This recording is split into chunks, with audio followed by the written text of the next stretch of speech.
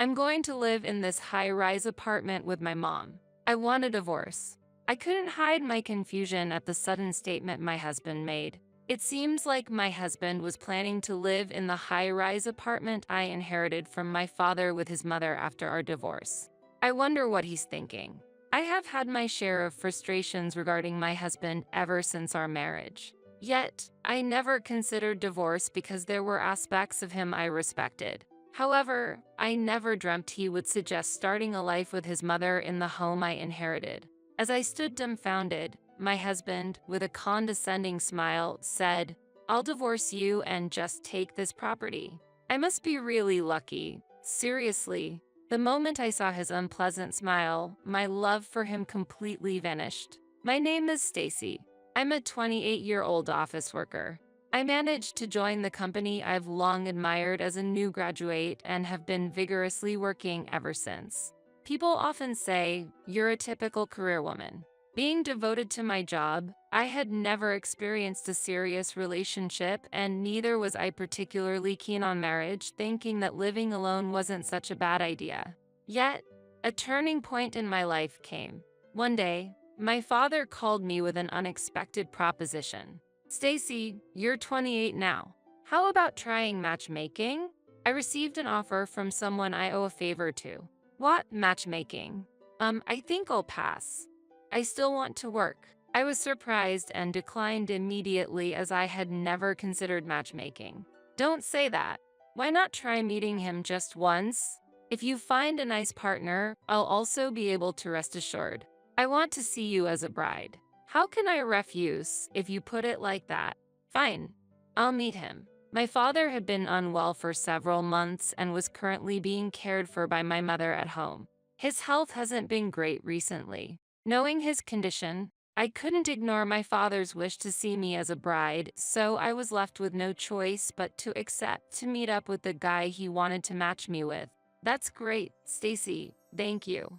I hope you get along well with him." Yes, I'd be happy if he's passionate about his work. The day of the meetup arrived. The man, Ted, was 27 years old, a year younger than me. He loved his job so much that he never got to stay in a long-lasting relationship because he was so busy. Seems like we're a pretty good match. I've also prioritized work over everything else so far. Really? We might get along well then. Ted smiled kindly. We hit it off quickly, and before we knew it, we were married. Our parents were very happy, and we were blessed by many as we started our newlywed life in a rented apartment. Later, my parents bought a high-rise apartment nearby and moved in. It was challenging for them to live in the countryside. Having my parents close by was better for frequent visits and immediate support, so I was pleased they decided to move into the high-rise apartment. 2 years had passed instead, and I got married. Our marriage, which started off smoothly, gradually began to face troubles. The issue was Ted's growing fondness for his mother, frequently inviting her over without discussing it with me. I wanted to spend quiet weekends after a busy week, but Ted started inviting his mother over without consulting me. His mother lived about a 10-minute drive from our place, and she had been living alone ever since my father-in-law passed away 5 years ago.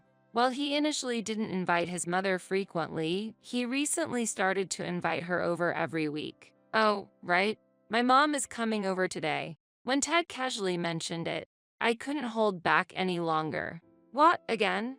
"But she was here last week and the week before. I wish we could spend some time alone occasionally." "What are you saying?" "Since my dad's passing, she's been feeling lonely." "What's wrong with inviting her over once a week?" Ted yelled, furious at my suggestion.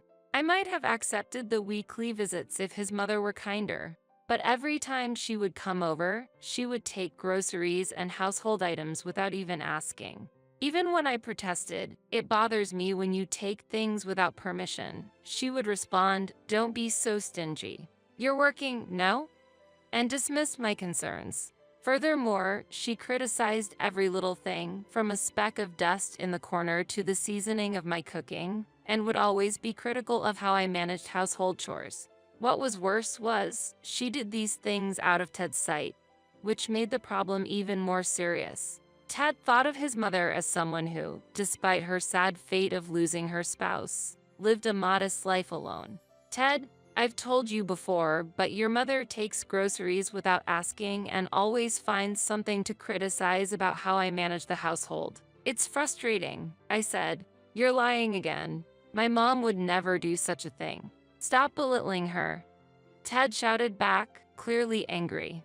No matter how much I explained, Ted refused to listen. He loved his mother dearly and trusted her completely. Because of this ongoing situation, my affection for Ted had gradually faded. However, aside from the issue with his mother, Ted was rational. He was dedicated and diligent in his work, respected by his colleagues and subordinates, and often received calls for work-related consultations. I, too, am someone who dedicates herself to her work, so I appreciated Ted's work ethic. Although his company wasn't very large and his salary wasn't high, he worked hard and earnestly there. This respect for him prevented me from considering divorce at that time. But around the same time, my father, who had been dealing with health issues for a long time, passed away. He left this world quietly, as if he just fell asleep. After the funeral and when things had settled down, my mother decided to use the inheritance to move to a quiet apartment in the suburbs. And so, I inherited the high-rise apartment. The high-rise apartment was more conveniently located near the station than our current one. That evening, I proposed to Ted that we move there. I've inherited the high-rise apartment where my parents used to live. My mom has decided to move to a different one in the suburbs. How about we move to the high-rise one? Of course, it will be after my mom moves out. Upon hearing my suggestion, Ted's face lit up and he exclaimed, "Lucky," and started to celebrate. He then took out his phone and made a call. "Hello, Mom. I have some great news." He seemed to be talking to his mother, telling her that I had inherited my father's high-rise apartment. After ending the call, Ted turned to me with a smug smile and made a demand as if it were the most natural thing in the world. "Give me the keys." "What?" I was taken aback and reflexively asked him to clarify. "I mean the keys to the high-rise apartment. I want to go check it out. I know the place and have visited before, but I haven't thoroughly checked it out apart from the living room. I'll just go and see." "What are you planning?" "My mom is still there. What if you disturb her by suddenly showing up? Besides, it's already late." I felt an ominous premonition about Ted's high spirits. "Oh, right. Your mom is still there. Let's at least look at it from the outside then." I didn't understand his urgency, but Ted couldn't wait and I ended up accompanying him. The high-rise apartment was about a 15-minute walk from our current one. On the way there, the uneasiness I was feeling didn't subside. The reason for my uneasiness was Ted's unusually excited demeanor since learning I inherited the high-rise apartment, which seemed somewhat creepy. His eyes seemed to glow with ambition. Still, I tried to convince myself it was just my imagination. Standing in front of the high-rise apartment and looking up at the 40-story building, Ted exclaimed in amazement. "Wow, looking at it again, it's really big. Living here would be." And all of a sudden, he made an unbelievable statement. "I'm going to live in this high-rise apartment with my mom. I want a divorce." I couldn't hide my confusion at the sudden statement my husband made. I had a feeling that Ted was eyeing the high-rise apartment, but I never expected him to bring up divorce. It seems like my husband was planning to live in the high-rise apartment I inherited from my father with his mother after our divorce. I wonder what he's thinking. I have had my share of frustrations regarding my husband ever since our marriage. Yet, I never considered divorce because there were aspects of him I respected. However, I never dreamt he would suggest starting a life with his mother in the home I inherited.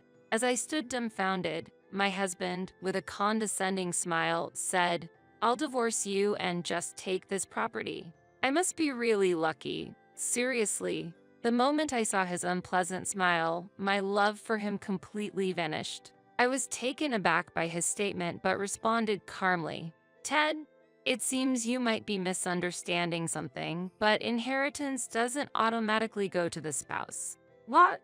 What are you talking about?" Ted laughed as if he didn't understand my words at all. I mean, this high-rise apartment is something I inherited, so it can't become yours. Inheritance laws don't apply to shared property. Even when I explained again, Ted said, "That's a joke. I won't believe such a lie." Okay, I was just perplexed. I didn't think he would be such a difficult person to talk to. It's funny to see you trying so hard to avoid divorce. Do you love me that much? How pathetic, he mocked. Ted's derisive laughter was extremely unpleasant.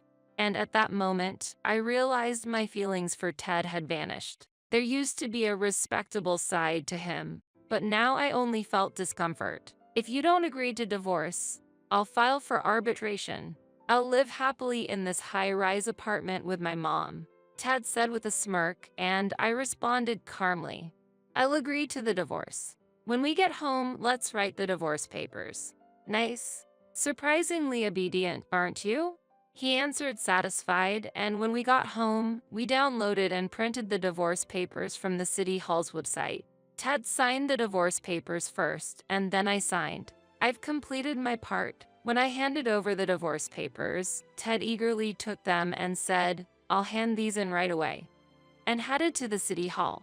Thus, our brief 2-year marriage came to an end. However, I couldn't move to the new residence immediately and had to continue living with him in our current place for a while.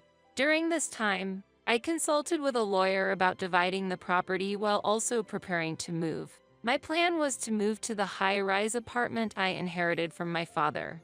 During this period, my mother-in-law suddenly visited our home. Ted wasn't home, and I had to deal with her alone. When I opened the door, she started shouting, "Why haven't you given us the apartment yet, Stacy? Hand it over to us, quickly." As I've explained to Ted several times, that house is something I inherited from my father and I can't give it to you or Ted, I responded calmly. The audacious mother-in-law then said, "Don't be so stingy. You earn a lot, right? You're so busy with work that you neglect household chores, so you must not be struggling with money. It wouldn't hurt if you gave us the property." I firmly refused her demand. "There's no way I'll give you the apartment," and closed the front door. Behind the door, she yelled, "Why are you so insolent? Ted was right to get a divorce from such a daughter-in-law. Hand over the high-rise apartment quickly." But after a while, she quieted down and seemed to have given up and left. That evening, when Ted returned home, I told him about his mother's visit. "Today, your mother came. Seems like she's expecting to live in the high-rise apartment. She hurled insults at me, and I can't take it anymore." Then Ted, as if thinking his mother had been insulted, suddenly began yelling hysterically, "What's with that attitude? My mom just wants to live in the high-rise apartment with me as soon as possible. You're the problem for not handing it over. My mom isn't at fault. Stop being stubborn and give us the property now." It's not about being stubborn. It's legally established that inheritance doesn't become shared property. It's exempt from property division. Do I need to explain it again? Even as I tried to explain, Ted wouldn't listen. I eventually successfully completed the property division process, but it took extra time and money because Ted made a fuss about not getting the high-rise apartment. Therefore, I decided to bill all the divorce expenses to him. After my mother moved to the suburban apartment, I decided to relocate to the high-rise apartment. I completed the move without Ted knowing. After moving to my new home, I changed all my contact information, cutting off all ties with him. I was worried for a while that he might come over, but fortunately, there were no signs of him coming, and months had passed. I was relieved, thinking he had accepted the reality that he couldn't live here. However, something unexpected happened. On a holiday, while I was relaxing at home, the bell suddenly rang. At that moment, I murmured to myself, "Has he finally come?" When I looked at the intercom monitor, there he was, as expected. I considered ignoring him for a while, but he persistently rang the bell, and thinking of the neighbors, I reluctantly went to the door. When I opened it, Ted was furious and shouted, "Why did you change your phone number? You've changed your email address too, right? Why didn't you tell me your new contact information? Why should I? I have no obligation to explain to you." The divorce was completed and we're no longer husband and wife, and the property division is settled, so we have nothing to do with each other anymore. Don't say nonsensical things. As I responded calmly, Ted became even more enraged. Don't make lame excuses. I'm really angry. That's clearly not a lame excuse. Having a reasonable conversation with him was impossible and it gave me a headache. Ted continued to shout as if he was about to pounce me. Why can't I have this property? Because of that, I've been laughed at by my friends. It's all your fault. Laughed at by your friends? What do you mean? When I asked, Ted was silent for a while before starting to speak slowly. Seems like he had bragged to his friends about having bought a high-rise apartment when we filed for divorce and I inherited this property. Envied by his friends, Ted didn't want to hear anything about how the property division didn't allow him to get the apartment and mistakenly thought that if he kept fighting, he would eventually obtain it. Even so, I've been scorned and ridiculed by my friends as a braggart for not living in the high-rise apartment, and my mother is pressuring me about when we can move in. You're responsible for this situation. Hearing Ted's complaints, I was just astonished and lost for words. Essentially, he was blaming me for his own frustrations. I was beginning to feel foolish to continue further discussions with him, and said, "It's not my fault. I've tried to explain to you many times that the high-rise apartment is not included in the property division. There's nothing more to talk about. Please leave," and tried to close the door. However, Ted wedged his foot in the door, preventing me from closing it. "Move your foot." "Shut up.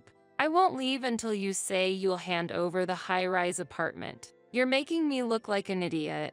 Ted glared at me with bloodshot eyes. "If you won't leave, I'll call the police." "Hoot, call them. Don't think such threats will make me back down. I must get this property at any cost." While Ted dismissed the threat, I calmly took out my cell phone from my pocket. "Wait, are you seriously calling the police?" Ignoring Ted's nervous whisper, I completed the call to the police. Ted turned pale and shouted, "I didn't think you'd actually call the police. Are you crazy?"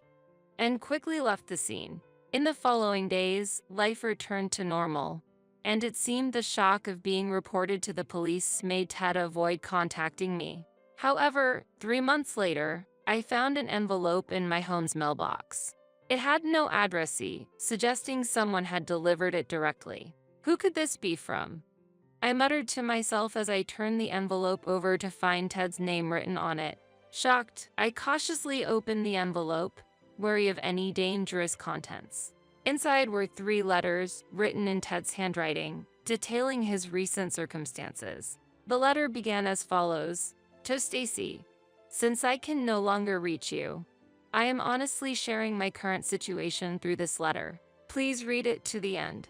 With a mix of curiosity and annoyance, I began to read the letter. As I read on, it became clear that soon after our divorce, Ted had found a new lover and planned to live with her and his mother in this high-rise apartment. However, when it became apparent that Ted could not secure this place, the lover, who was merely attracted by the allure of the apartment, left him. Moreover, Ted had given her expensive gifts, which made him go into a significant amount of debt. He had also talked about purchasing the high-rise apartment at work, leading to unbearable cold stares from colleagues, ultimately causing him to resign.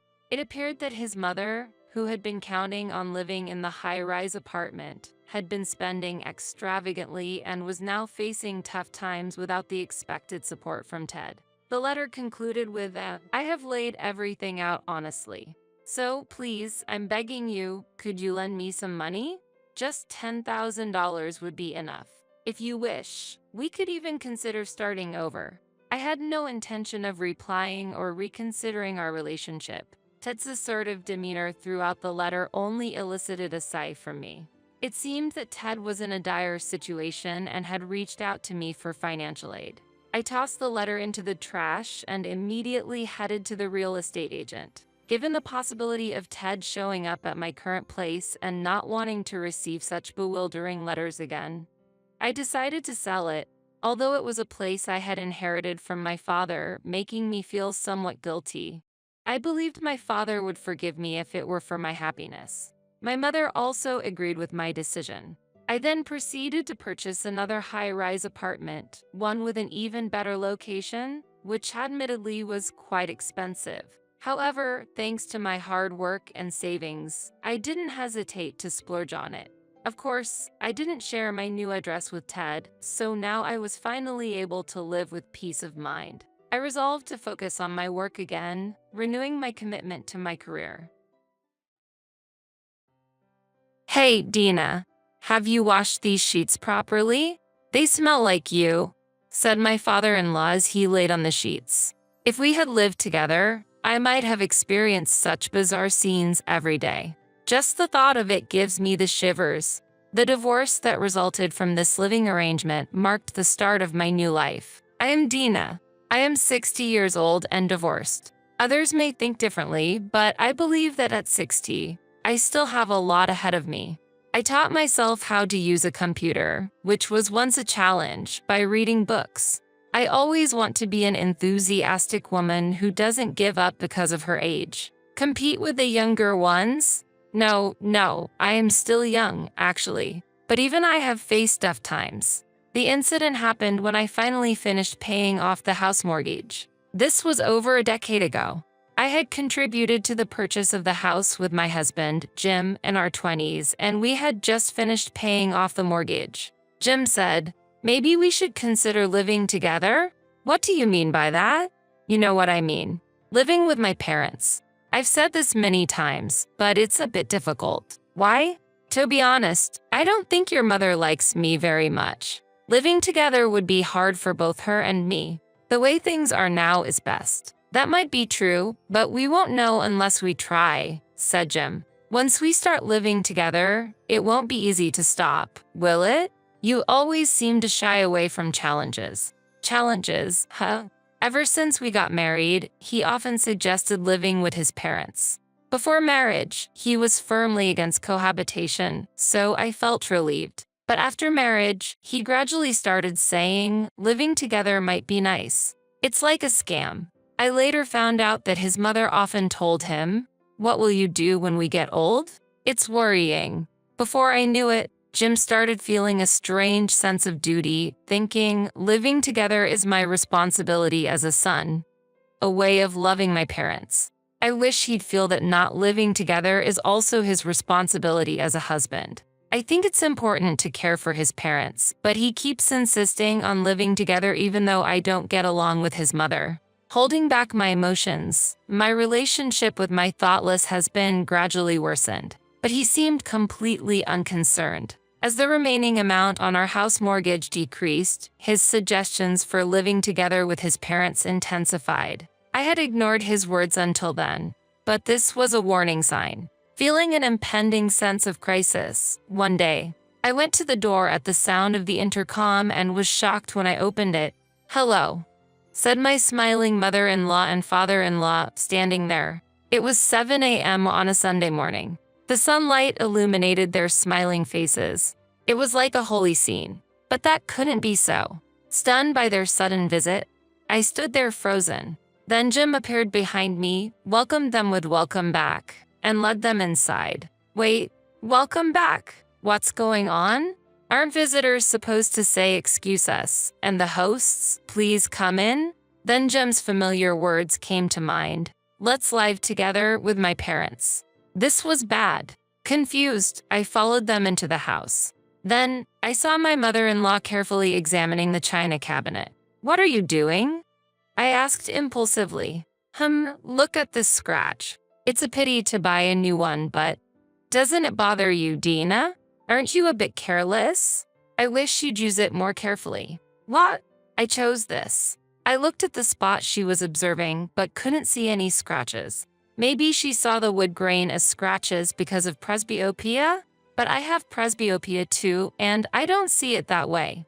However, my mother-in-law has always made such baseless accusations against me.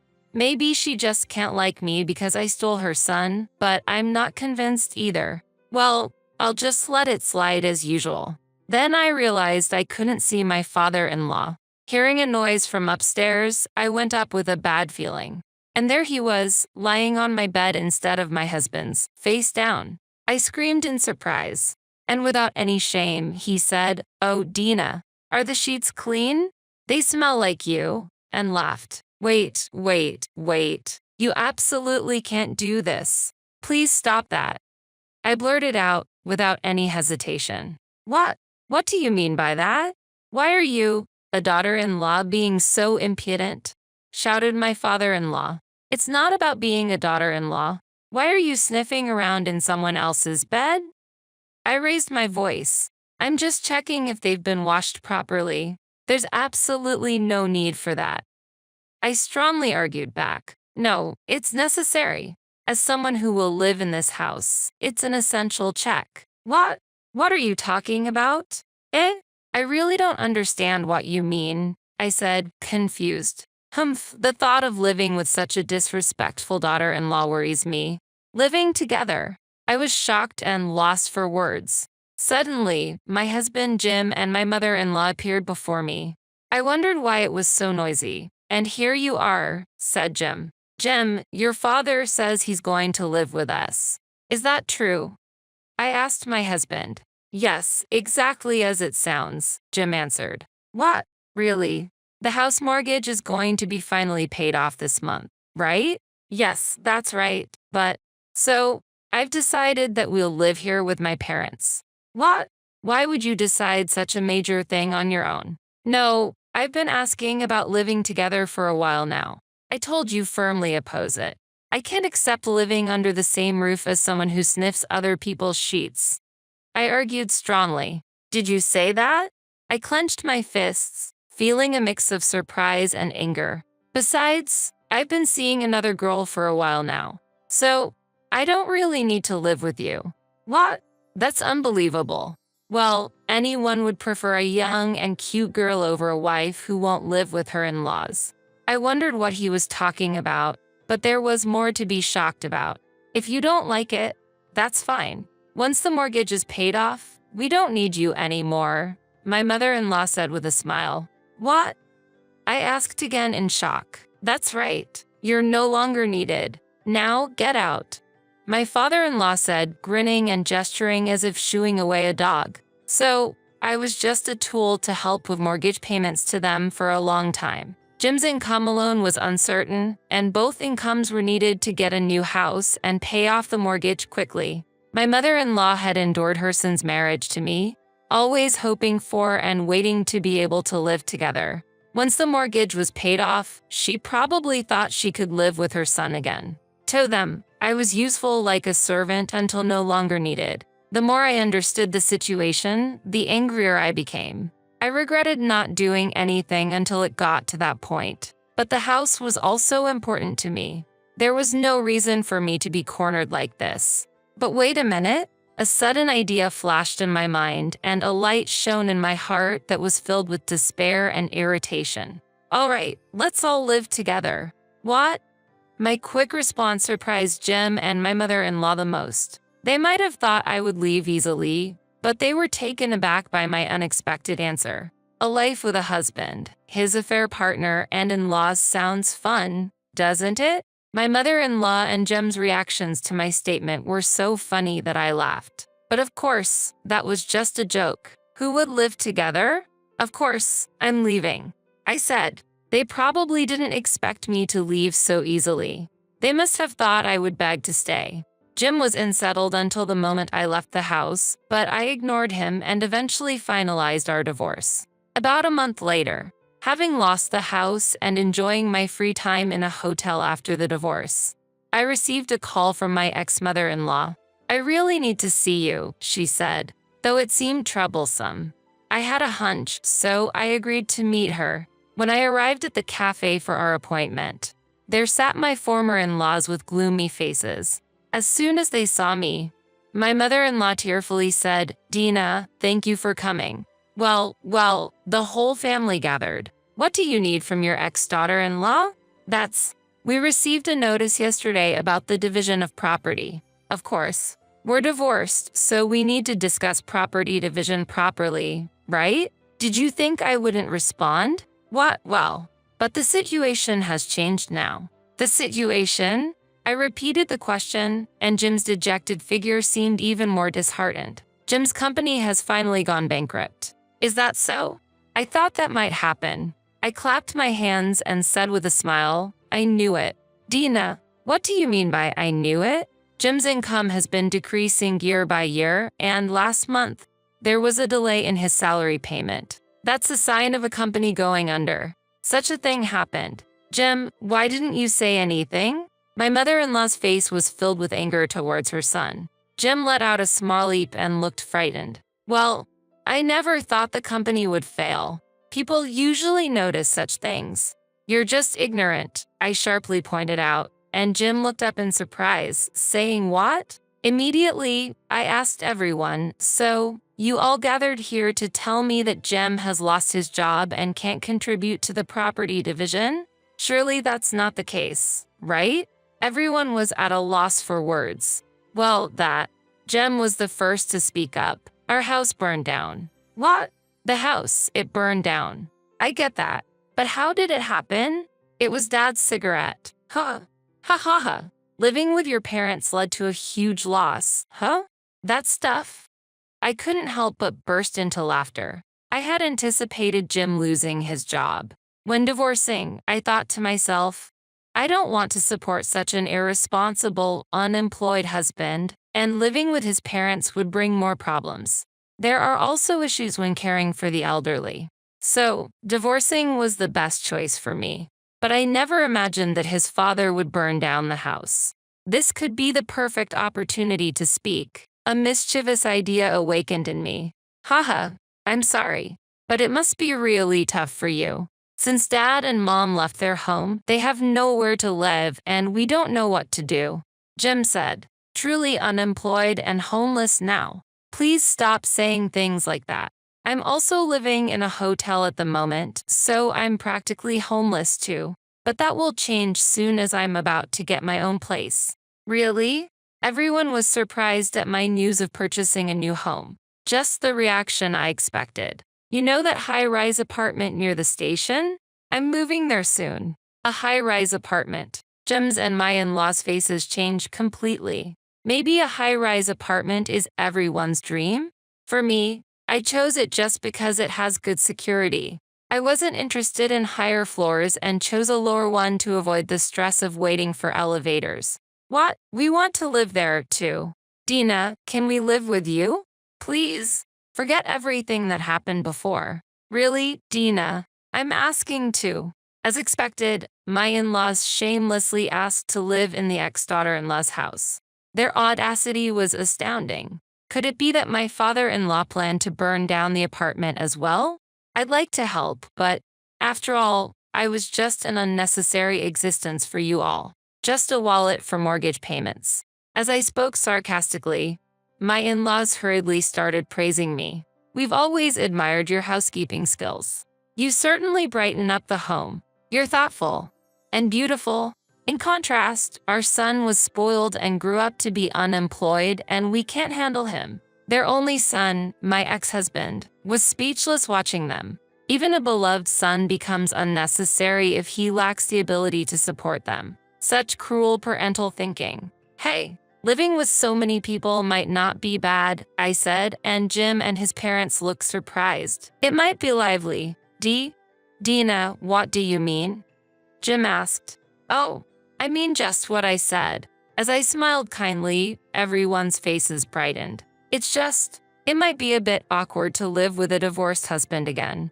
As I said this, my mother-in-law responded, Oh, that's true.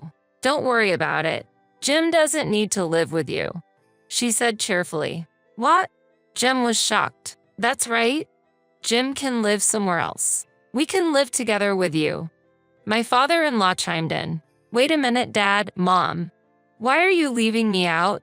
Jim protested. Because we can pay Dina for food with our pension, but you can't, his father explained. So, they planned to forcibly live in the high-rise apartment and only paid for meals.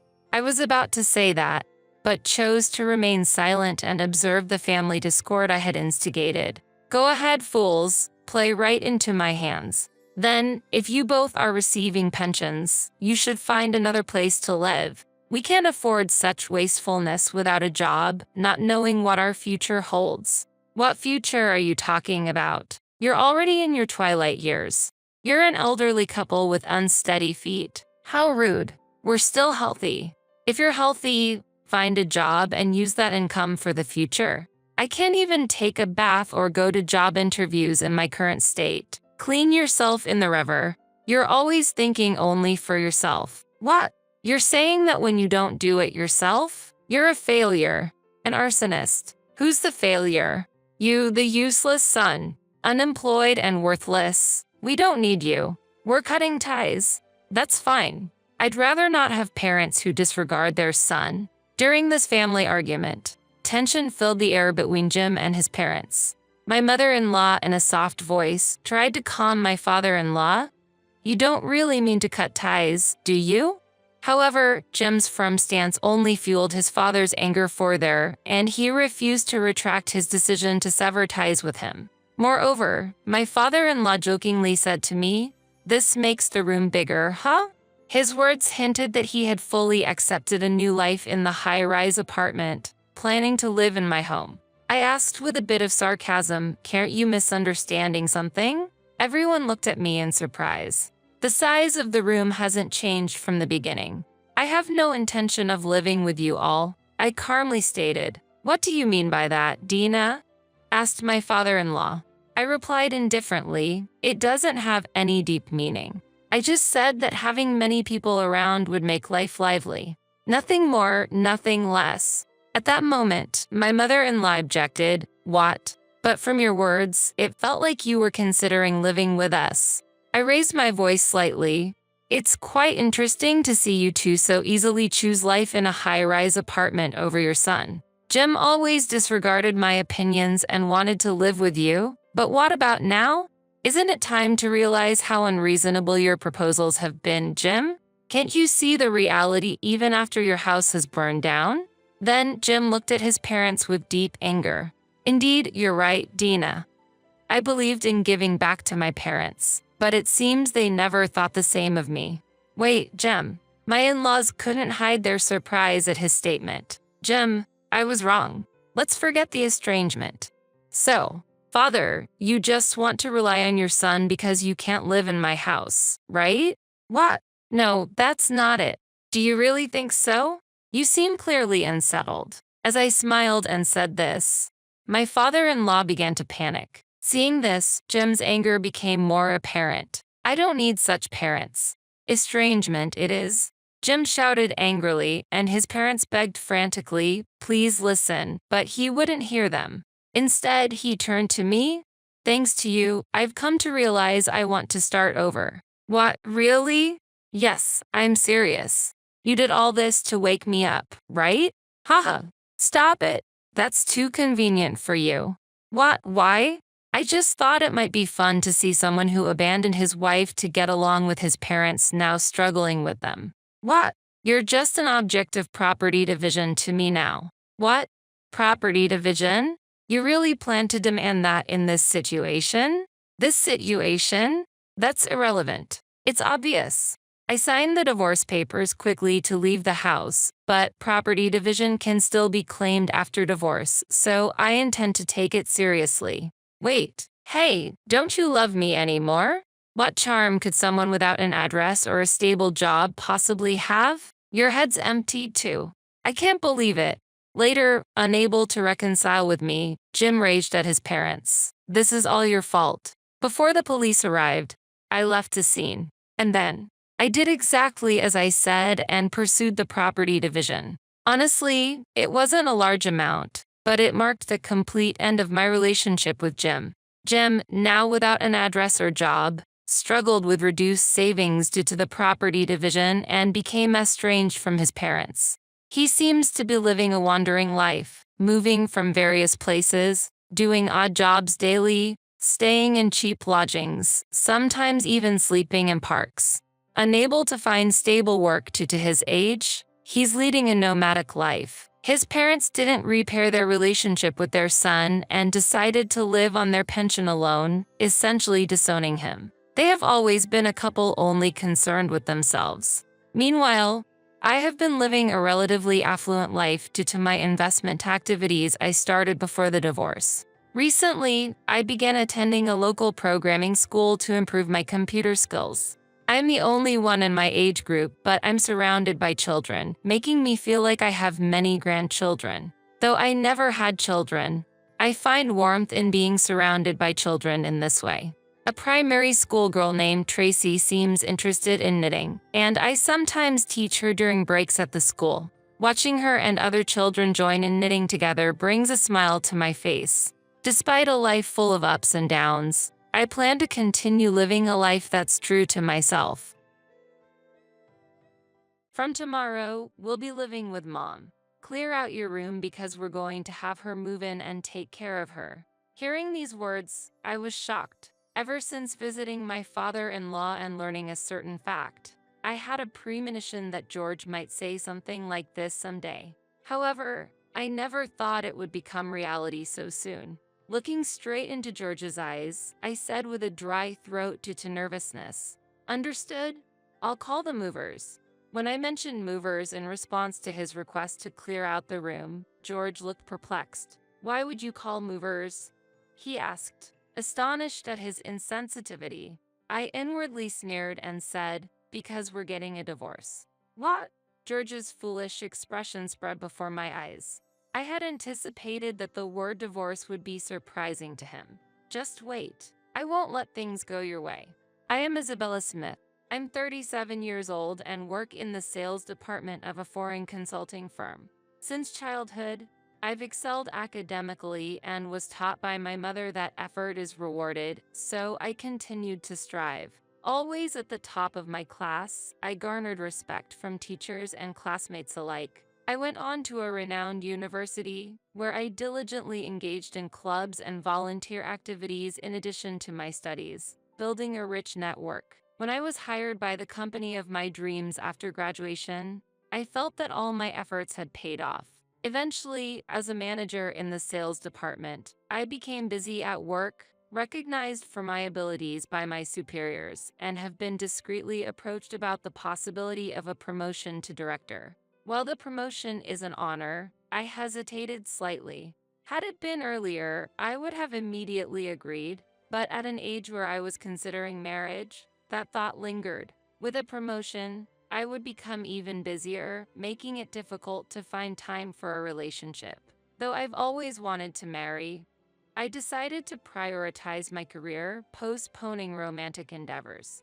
Most of my friends have families and are devoted to raising their children, with fewer and fewer working full-time like me. Therefore, I've decided to put my boss offer on hold and start engaging in relationships.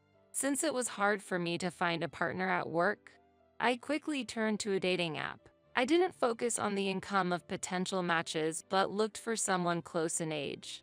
However, even if I found someone appealing, unless both of our feelings are aligned, we wouldn't be a good match.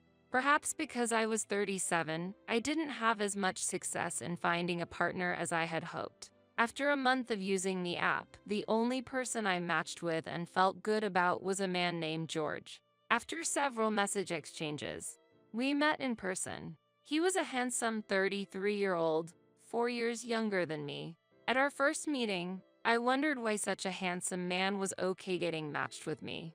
I like older women. After setting various criteria, I hardly found my type of older woman. "When I saw you, Isabella, it just clicked," he said, making me overjoyed. During our first date, I was already attracted to George's personality and demeanor. Then, on our second date, he unexpectedly confessed his feelings, and we became a couple. I hadn't expected our relationship to progress so smoothly and regretted not using the dating app sooner. Even if just a little.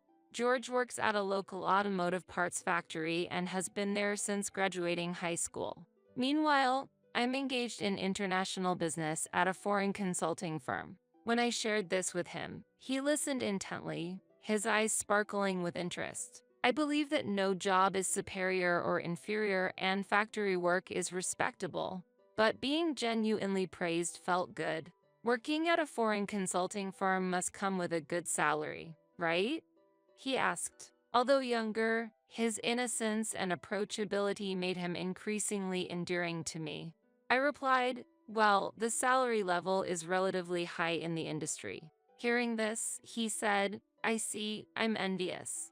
I'm just a high school graduate, so compared to my friends with college degrees, my salary is lower and I feel a bit complex about it. Though he smiled as he spoke, behind that smile, I sensed his financial anxieties and desires. Our conversation continued, but George repeatedly steered it towards financial topics. It was clear that he deeply desired economic stability and improvement, a sentiment strongly emanated through his words and actions. Seeing George earnestly listen to me, I could only feel that he was a sincere person. Within just 6 months of meeting, we were on our way to getting married. My heart was filled with joy, almost as if I was floating. Never in my dreams did I think I would marry a younger, handsome man at my age. However, when things seem too good to be true, they often are, and I was soon to deeply realize this fact. We decided to start our marriage introductions at my parents' house. The surprise on my parents' faces when they first saw George was immeasurable. How did you find such a handsome man to be your husband? Isabella, you're so lucky. While their words felt slightly rude to me, it showed how much they liked George. After successfully meeting with my family, we went to meet George's family. There, we faced unexpected trouble. So, you're Isabella, George's mother began. How should I put it? You're not quite what I was expecting. I couldn't hide my astonishment at her harsh words on our first meeting. Excuse me? What did you just say? I tried to clarify, but she brushed it off with, well, it's fine, and left the room. I'm terribly sorry. My wife tends to speak whatever comes to her mind, George's father apologized. Despite George's mother's comment, I felt relieved by his father's kind demeanor. Yes, I'm just surprised. I look forward to getting to know you better, I replied, offering a respectful reintroduction. Then George suggested with excitement, let's stop the gloomy talk. Let's go see our new home. Stop the gloomy talk. I thought to myself, but George seemed light-hearted after the greetings, cheerfully taking me along. I'd prefer somewhere close to my parents' house. It's convenient, you know, said George. Understood. Let's do that, I agreed, having no particular preference for our residence and choosing to follow George's wishes. Thus, we completed our greetings with both families and firmly got married. We chose a high-rise apartment near George's parents' house, following his strong wish. My heart continued to flutter with excitement. I took on the apartment loan, paying $1,900 monthly, while George agreed to handle food and utility expenses. Getting married in 6 months. I'm excited for our future, George said. Seeing George's refreshing smile, the monthly loan of $1,900 felt surprisingly light. I felt our new married life was filled with promise. At that time, I couldn't even imagine the regrets that would come later. A week after our marriage, on a weekend, my mother-in-law visited our new home to celebrate. Hello, Mother, I greeted her, trying to maintain a cheerful expression despite recalling our previous encounter. Living in a place like this. How presumptuous. Oh, I've been wanting this table. Can I take it? What? Oh, and this vase and bookshelf too. They're perfect for my taste. George knows well, she remarked as she looked around, expressing a desire to take our furnishings for herself. Wasn't she here to offer congratulations? Right? I thought it would suit Mom's taste. Feel free to use anything here. Unbelievably, George was also encouraging his mother in the same way right there, and I couldn't hide my astonishment. What surprised me more was that from that day on, my mother-in-law frequently visited our home. Each visit, she would find something she wanted, like let me borrow this plate until tomorrow, or oh, I've been wanting this foot massager. Just lend it to me for a week, and would take it home. Though she said she was borrowing them, I noticed that none of the items ever returned, so I casually brought it up with George. The things we lent to your mother haven't come back. Could you possibly talk to her about it? I asked politely. However, it seemed George perceived my concern as annoyance towards his mother. It's not a big deal, right? It's not like anything is getting reduced. They will be returned eventually. Besides, you have a good income, so I think it's fine for her to give mom a dish or two, came the astonishing response. Not getting reduced. In reality, nothing I lend ever returns, and most of my income is going towards the mortgage. I had things I wanted to say, but I didn't want to create friction with George over his mother so early in our marriage. I'm sorry. I was wrong. I'll wait patiently for their return, I said, settling the matter. Oh, that's fine then. Once George realized I wasn't pressing further about his mother, he quickly showed a relieved smile. However, a strange unease lingered in my heart. This unease became reality as my mother-in-law began contacting me frequently, not just visiting. Her requests were typically, "My feet hurt. Could you buy me the new outfit from that store?" It was a mere errand running. Why do I have to? Before I could even ask, she would always rush me with, "Hurry up." It didn't matter if I was at the salon or on a date with George. And George would say, "Mom can't go shopping herself. It's pitiful. Try to listen to her a bit." It was frustrating enough. But after fulfilling the tasks, she never thanked me, always saying, "I'll pay you back later," but never did. Naturally, I became anxious about when the next call would come, spending my days in fear. At a time when this abnormal mother-in-law and daughter-in-law relationship continued, I received news from George that his father had fallen and was hospitalized. Dad slipped on the stairs at home. He's old. He should have been more careful. Despite him being injured, George's words sounded almost mocking. Elderly? He's only 63, right? If he's healthy, using stairs is normal. Besides, it happened inside the house. Why are you so indifferent? I respected my father-in-law, who was always polite to me, unlike his wife. I felt angry at George for speaking ill of him. It's none of your concern, Isabella. Just leave it be. Feeling criticized, George said this and went back to his room. The next morning, I decided to visit the hospitalized father-in-law. I bought flowers on the way. He was surprised but thanked me gently with a smile when he saw the flowers. His leg was bandaged. It seemed like a fracture. It was clear that his hospital stay would be extended. "Are you okay, father?" "Yes, I'm just glad it's nothing life-threatening. But Isabella, there's something I want to tell you." He looked at me intently, as if pondering deeply. What did he want to tell me? Since we hadn't interacted much, I immediately thought it might be about his wife or George. Actually, after hearing his story, various emotions surged within me. The strongest was anger towards George and his mother. "Don't tell them about this conversation yet. I'll speak when the time is right." Understood. I nodded deeply to his request, still shaking from the shock of what I heard. 6 months passed since he fractured his leg. During that time, the calls from my mother-in-law became even worse, often reaching me at work. "I'm sorry, I'm at work right now." "That doesn't matter. Come now. Otherwise, I'll take everything from your house." Her demands felt almost like threats. While working outside, I ended up having to fulfill her requests, which distracted me from my job, causing concern from my boss. Out of defiance against following her orders, I mustered the courage to change my phone number. However, when she couldn't reach me, she came to our house directly, complaining.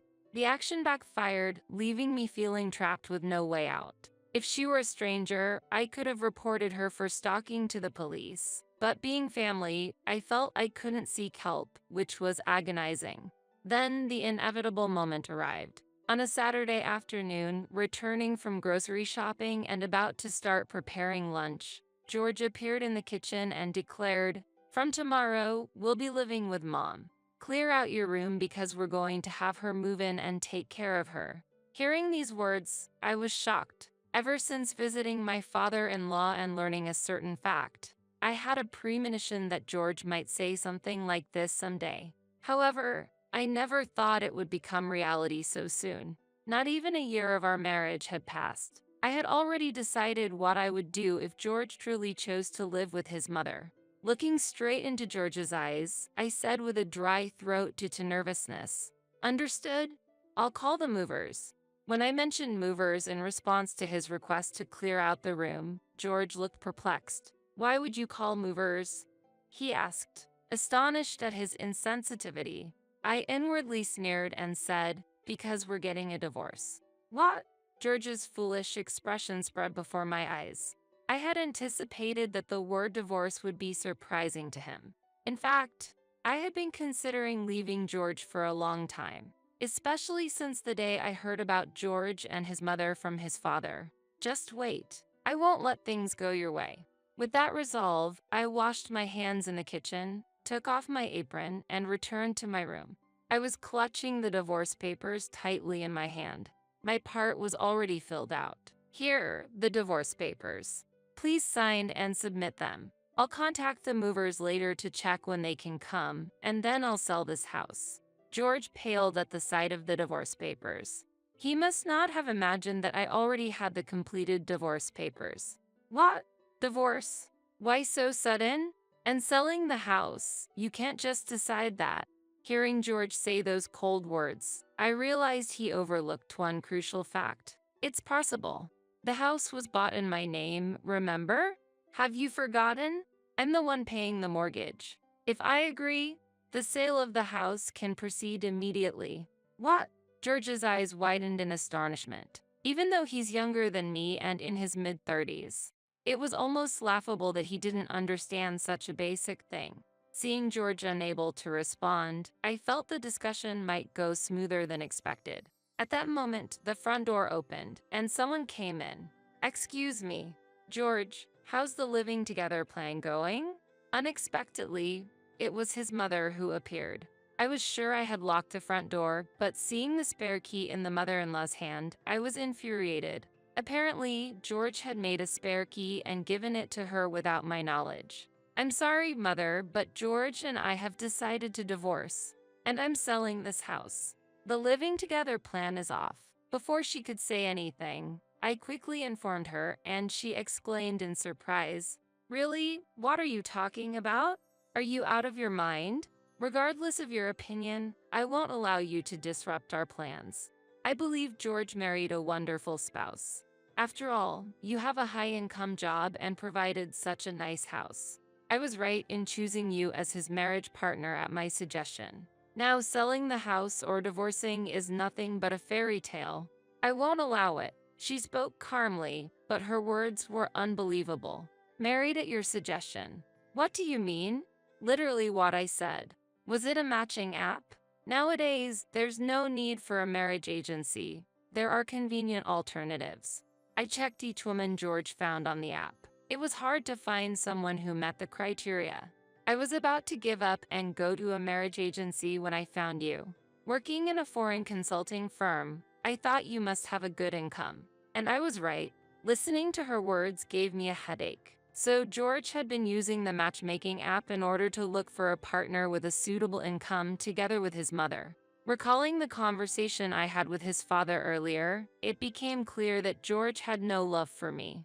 It made sense why a charming man like George would choose someone like me, who had no outstanding qualities apart from income. There should be many younger and more attractive individuals on the matchmaking app. The doubts I had for a long time were being resolved one after another as the problem unfolded, with only anger surging within me. That's why you should continue paying the house mortgage and live with us peacefully. You're already 38. It would be difficult to get married again, right? You should be grateful that a man like me married you, so just tolerate living with my mom. With his mother's support, George declared this contentedly. How can I make these two agree with my perspective? Thinking calmly, it was George and his mother whose arguments were illogical. However, I couldn't bear to listen to them anymore, seeing them as nothing but selfish children. And I started to feel that any serious adult conversation would be futile.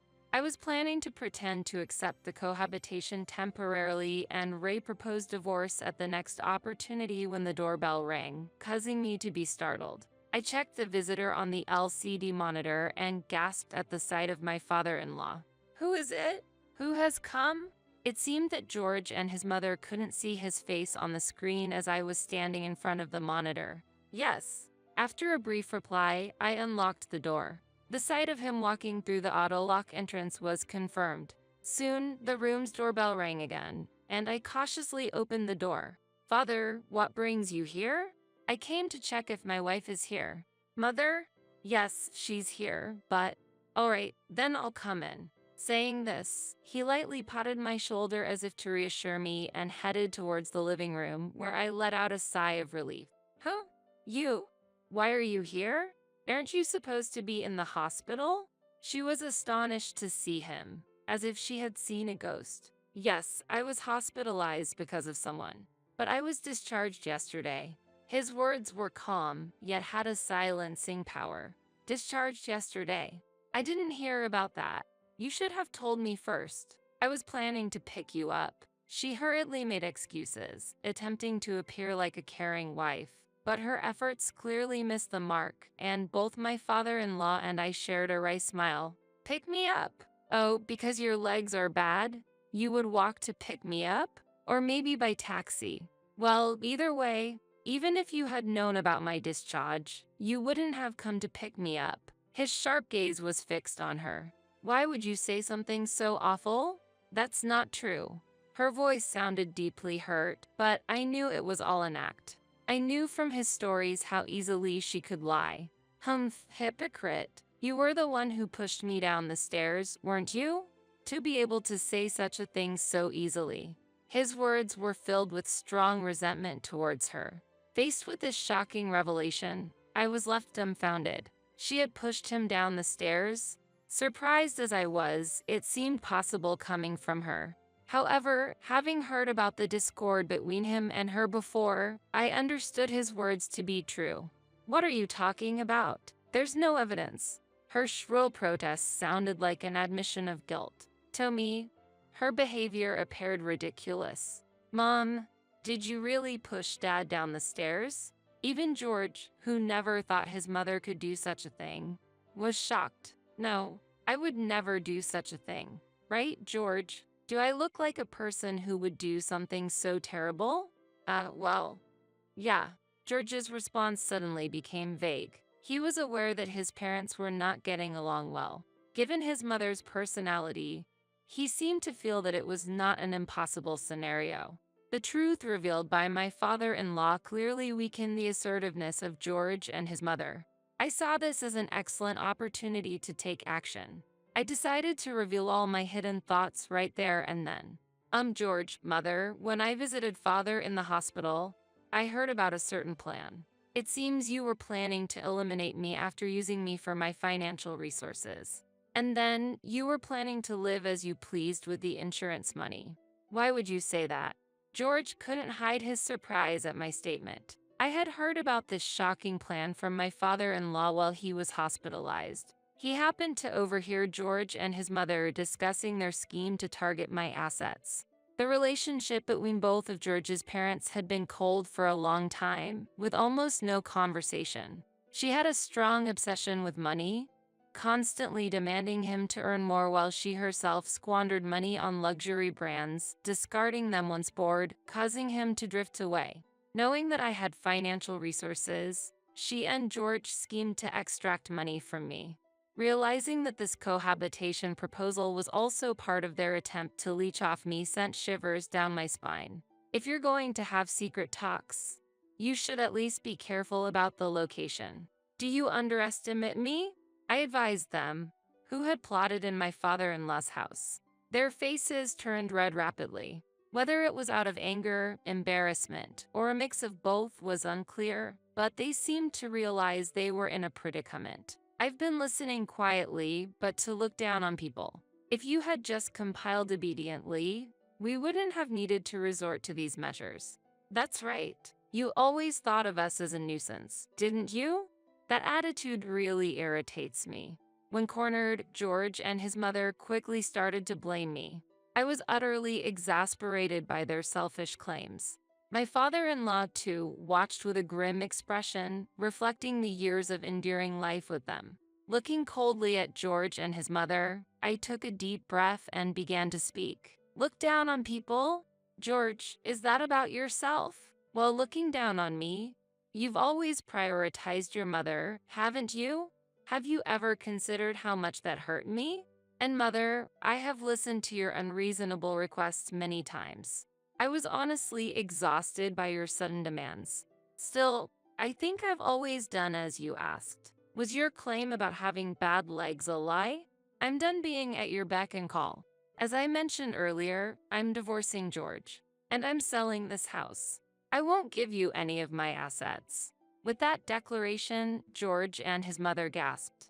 At that moment, my father-in-law added, I'm sorry, but I intend to get divorced as well. We've barely talked for years, and I decided this when I fell down the stairs. So, could you please leave now? You're a nuisance. His calm tone carried the weight of a family's pillar, causing George and his mother to tremble. Divorce is out of the question. Absolutely not. My mother-in-law screamed, more out of economic fear for the future than affection for him. Their selfish motives were glaringly obvious, making the conversation worthless to both me and my father-in-law, extinguishing any desire to continue such discussions. You'll regret this after the divorce.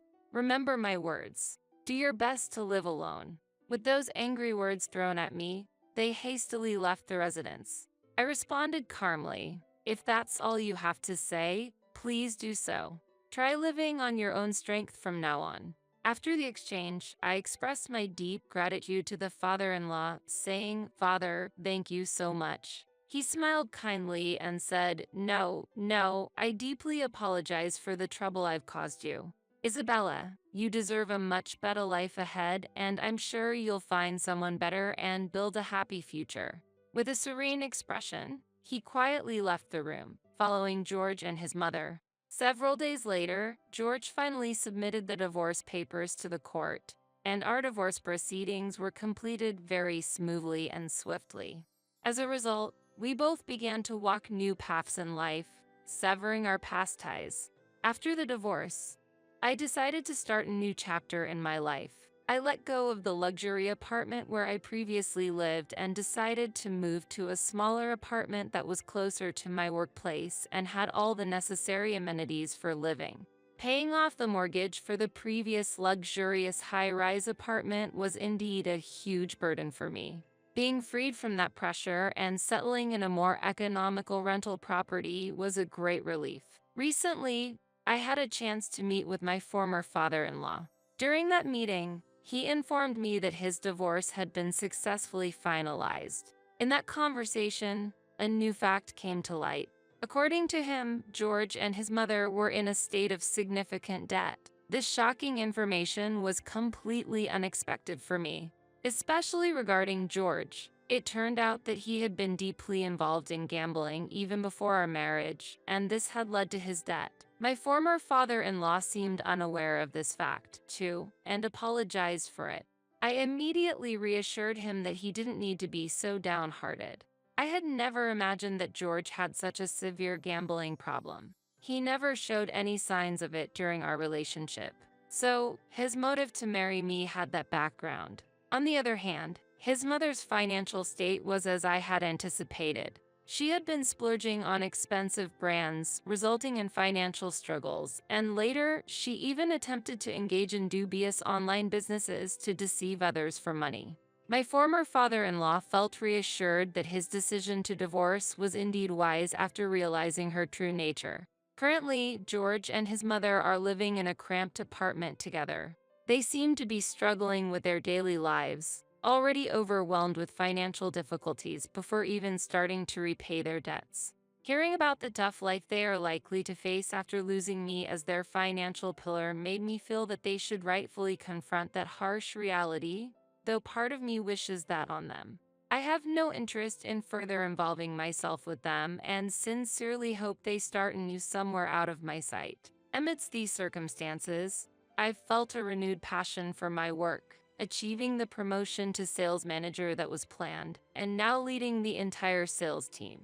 While this has increased my workload, it has also enhanced my sense of accomplishment, feeling the joy of being recognized by others. Should I meet someone in the future with whom I can share my life, I would consider marriage, but even without such an encounter, I find no issue in living a fulfilling life through my work. Moving forward, I plan to focus on what I am truly passionate about, achieving results in that field. I intend to keep concentrating on my career and personal growth, continuously striving for better.